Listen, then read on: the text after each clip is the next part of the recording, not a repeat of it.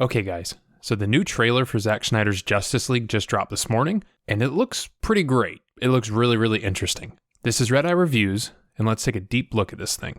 So the trailer shows off a few big scenes that we've already seen before in the original cut, but where it gets interesting is we get to see a lot more from that Batman's nightmare scenario. For those who are unfamiliar with the nightmare, it is a possible future where Darkseid and his parademons, his minions, have successfully dominated Earth, and all with the help of our beloved Superman. This theory is that Superman is being controlled by Darkseid's ability named the anti-life equation, which basically destroys the person inside of somebody and deletes them from existence, kind of making their body a tool or a vessel. However, we also know from Batman v Superman that Superman just turns in the nightmare because Lois Lane dies, and he just blames Batman for that, so we'll see how they play it. Now, we have a series of rumors as to what will happen in the Justice League nightmare, but we don't get any answers really in this trailer. We can probably expect Batman going around recruiting all of his allies, the usual suspects, but he will also get help from some unusual suspects like Deathstroke, Mira, and our terrible, terrible Jared Leto's Joker. So we'll see how that plays out, but he obviously needs all his allies, because it's really hard to beat Superman, and almost impossible to turn him good in this scenario. Getting back to the trailer, we get to see more Darkseid and his powers, and we also get a bit more of the land of Apokolips itself, which is really exciting. But we also have seen a clip on Twitter from Zack that shows DeSaad and Granny Goodness. Now, it is pretty cool to see an image of DeSaad here. He's an old school comic book reference from like the Jack Kirby days. He's a member of the New Gods and is basically Darkseid's like right-hand man, help ruling over Apokolips. Now, this appearance is new for us, as DeSaad was one of the characters that essentially just got cut from the original movie, in place of just Steppenwolf being the overall bad guy. And I know he's a comic book character, but I just think of the band Steppenwolf every time we say his name. But to give us a bit more information into the character of DeSaad, here we go. DeSaad was basically corrupted as a child by Darkseid, convincing him to kill his cat out of anger as he told him the cat killed his bird, and then he kills the cat only to find out the bird's still alive, and he just did it out of anger. It's pretty messed up. But it messed with the kid so much he was easily manipulated into kind of a blind follower.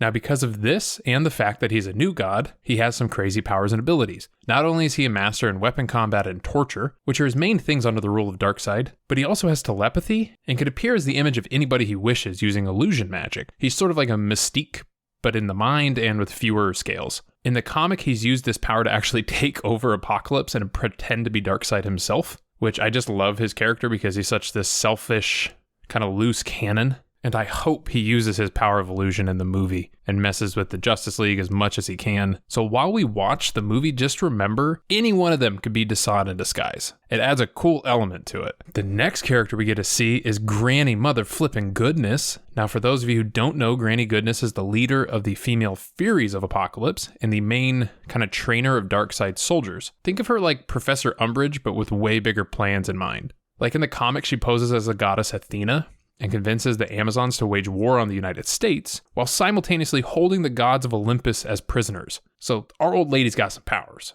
She made an appearance in the TV show Smallville as well, for those who remember that. I doubt her role will be that big in the movie, but just the fact that she's in it, I find awesome, because it shows Zack Snyder has a deep appreciation for the lore and insane history that these comics have. And then another cool part of the trailer is we get to see how much more powerful Steppenwolf himself actually is, because in the original cut he was just kind of flat and boring and like lackluster. He wasn't very exciting, but he looks badass in the trailer, so I'm hoping that follows through the whole movie. What was really impressive in this short trailer is we see several fan favorite scenes and environments. Like we get Earth, we get Apokolips, we're shown Wonder Woman being an archaeologist, we get the Flash rescuing Iris West, and we even see a tiny bit more of Victor Stone's story. Now, we all know him as Cyborg from Teen Titans. That's what I grew up with. That's what I remember. But before that, he was a football player, and he lost most of his body in an explosion that sadly killed his mother.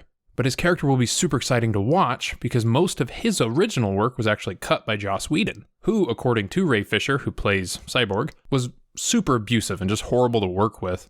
Also revealed by Ray Fisher is that the majority of his scenes in the first movie were all reshoots, meaning that all of his upcoming scenes in the Snyder Cut will be new for us. We haven't seen any of these yet. So I can't wait to see more of his story play out and even more detail into his backstory. Now, what I am equally excited for, maybe even more excited if I can say that, is Jared Leto's Joker is in the movie. I know the whole world has rallied together to simultaneously hate this guy and his version of the Joker, but hear me out for a second.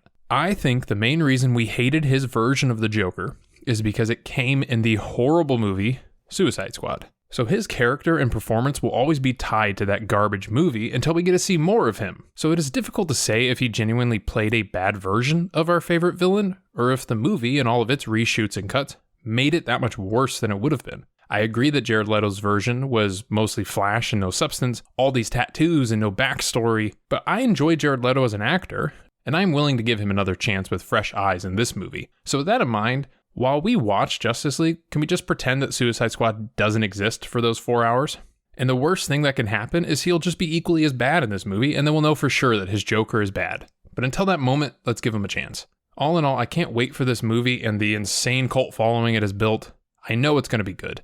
And we all get to watch all 4 hours of it together, maybe with a break somewhere in the middle for Chipotle, because 4 hours is like half a day. The Snyder Cut will release on March 18th on HBO Max. That's where I will be watching it. I've been patiently waiting for its release, and with this trailer, my impatience will only grow. Thank you so much for watching. Please make sure to like, subscribe, and leave comments if you want. Most importantly, subscriber count is a big deal for me at the moment. I'm trying to grow, and it's slow goings. But it is a grind here on YouTube, and I'm willing to put the work in. With that said, we will see you again soon with another video, and until then, stay happy, stay healthy.